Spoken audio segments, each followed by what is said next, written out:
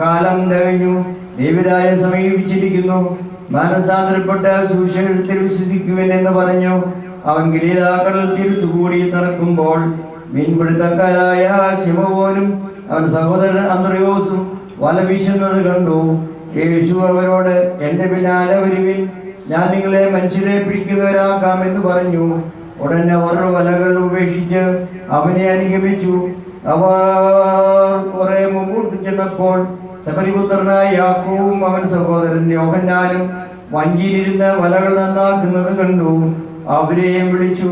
ഉടനെ പിതാവായ സമിതിയെ കൂലിക്കാരോടൊപ്പം വഞ്ചിയിൽ വിട്ടിട്ട് അവർ യേശുവിനെ അനുഗമിച്ചു. നിങ്ങൾക്കെല്ലാവർക്കും സമാധാനമുണ്ടായിരിക്കട്ടെ. നീതിയന്മാരും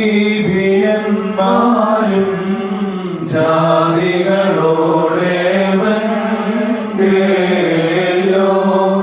അറിയിച്ച സ്നേഹന്മാരും നയവാന്മാർ പുണ്യപ്പെട്ടോ സഹദേന്മാർ ബൗദ്ധ്യാനന്മാർ ദൈവ